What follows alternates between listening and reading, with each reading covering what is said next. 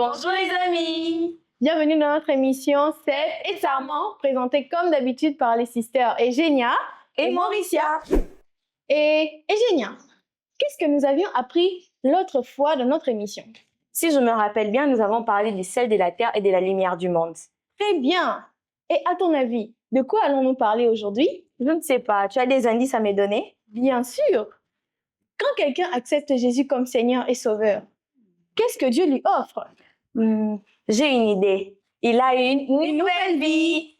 Le sujet d'aujourd'hui, c'est une nouvelle vie en Jésus-Christ. Mais n'oubliez pas, on parle quand même de la parole de Dieu. Donc n'oubliez pas à avoir vos Bibles et vos notes. Quand quelqu'un accepte Jésus comme Seigneur et Sauveur, Dieu ne se contente pas de lui pardonner ses péchés, mais il lui offre une nouvelle vie.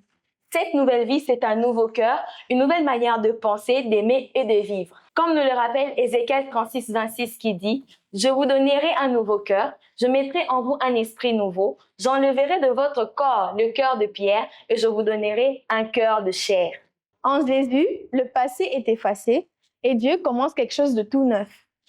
Nous ne vivons plus seulement pour nous, mais nous vivons par Dieu, pour Dieu, avec Dieu et sa paix et son amour.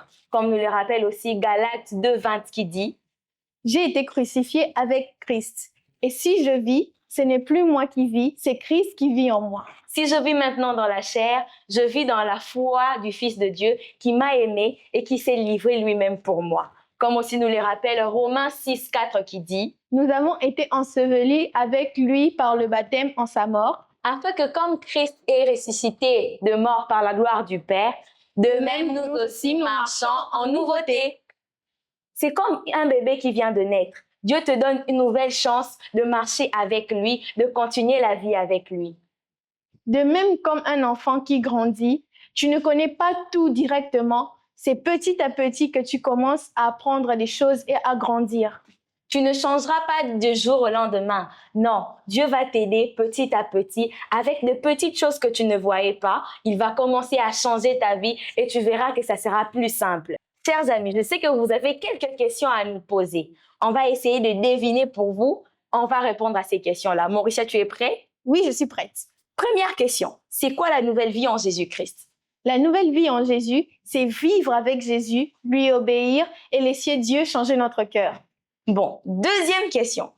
Est-ce que la nouvelle vie veut dire qu'on ne fera plus jamais d'erreur? Non, mais Jésus nous aide à changer, à se relever et à grandir petit à petit. Bravo! Troisième question.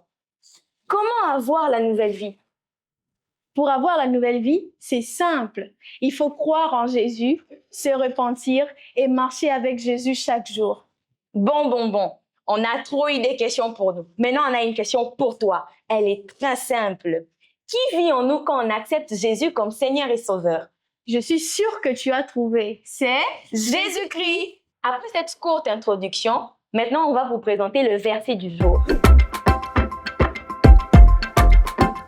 Bonjour, moi c'est Myriam. Je vous présente mon verset du jour, Ésaïe 55, le verset 10 à 11 qui dit « Comme la pluie et la neige descendent des cieux, n'y retournent pas sans avoir arrosé, fécondé la terre et fait germer les plantes, sans avoir donné de la sémence au semeur et du pain à celui qui en mange. Ainsi en est-il de la parole qui sort de ma bouche. Elle ne retourne pas à moi sans effet, sans avoir exécuté ma volonté et accompli mes desseins. » Bye bye!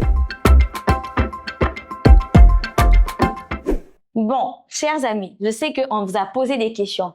Et maintenant, on va vous aider en vous donnant quelques conseils. Bon, ça te va? Oui, ça me va. As-tu des conseils à leur donner? Bien sûr. Quand quelqu'un a une nouvelle vie, c'est comme s'il renaissait à nouveau. Il n'est encore qu'un bébé et il ne connaît pas encore le monde. Il ne connaît pas comment marcher, comment parler.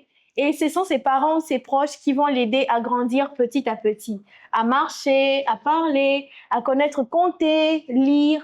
Et c'est comme ça qu'il va grandir petit à petit. C'est de même avec Jésus. Jésus nous aide à grandir, à marcher, à connaître sa loi et à croire en lui. Et c'est comme ça que nous allons atteindre la stature parfaite. Comme ma sœur l'a dit, on veut atteindre la stature parfaite. Mais vous savez, il y a 2-3 trucs qu'on oublie quand on a une nouvelle vie en Jésus. Il y a beaucoup de gens, je sais, vous qui me regardez, il y a des gens qui ne pardonnent pas facilement, hein? Il faut savoir pardonner, il faut savoir dire la vérité. Des fois, le mensonge détruit. Vous savez, ma mère a l'habitude de me dire que le mensonge est l'ami du voleur. Ne me dis pas que toi, tu es un voleur. J'ai un conseil personnel à vous donner. Sache que quand tu as la nouvelle vie en Jésus-Christ, Dieu t'offre une nouvelle chance. Et dans un verset qu'on vient de vous dire, on précise bien que ce n'est plus nous qui vivons, mais c'est Christ qui vit en nous. Et je ne pense pas que Christ peut s'énerver en toi. Je ne pense pas que Christ peut mentir ou manquer de respect à n'importe qui. Sachez que votre corps n'est pas votre corps, mais il appartient à Dieu. Quand tu as choisi le chemin du Christ, ce n'est pas toi qui vis, mais c'est lui qui vit. Et tu dois refléter ce que Christ veut que tu reflètes et non ce que toi tu veux. Et quand tu reçois une nouvelle vie, ça ne veut pas dire que tu es parfait ou que tu ne peux plus commettre d'erreurs, mais ça montre que tu peux avancer, que tu peux progresser petit à petit, car rien n'est éternel, rien n'est de... Comment pourrais-je dire? Comment pourrais-je dire? Rien n'est né grand.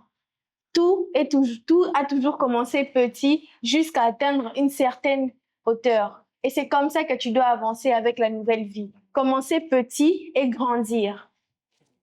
Bien sûr, tu as la nouvelle vie, mais ça ne veut pas dire que tu es meilleur que les autres. Bien sûr, il y a des gens encore tout autour de toi qui font des péchés sans le savoir, qui n'ont pas reçu Jésus. Mais comme nous l'avons dit la dernière fois, tu es une lumière, c'est toi qui dois les aider à avancer. C'est toi qui dois les aider à recevoir Jésus comme toi tu l'as fait. Chers amis, n'oubliez pas que la nouvelle vie est une seconde chance. Tu n'as plus droit à l'erreur. Tu n'as plus droit à retourner dans cette vie-là que Satan te tirait avec un fil comme si tu étais son jouet. Par conclusion, après s'être repenti, Dieu ne nous laisse plus comme avant. Il nous donne une nouvelle vie. La Bible dit, si quelqu'un est en Christ, il devient une nouvelle créature. Cela veut dire une nouvelle manière de parler et une nouvelle manière de vivre. Cette nouvelle vie ne veut pas dire que tu es parfait. Non, mais elle veut dire que tu dois maintenant laisser Jésus t'accompagner, marcher avec lui et laisser le Saint-Esprit te transformer. Comme nous le dit 2 Corinthiens 5, 17. Si quelqu'un est en Christ, il est devenu une nouvelle créature. Les choses anciennes sont devenues passées. Voici, toutes les choses sont devenues nouvelles. J'espère que tu as aimé l'émission. Mais avant qu'on se quitte, nous allons prier.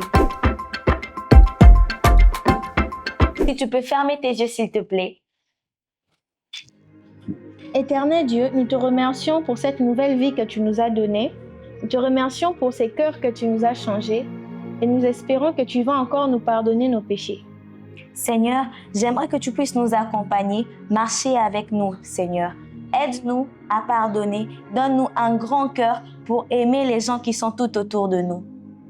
Merci de nous avoir donné ces instants en ta présence. Ainsi nous avons prié. Amen. C'était CP Serment.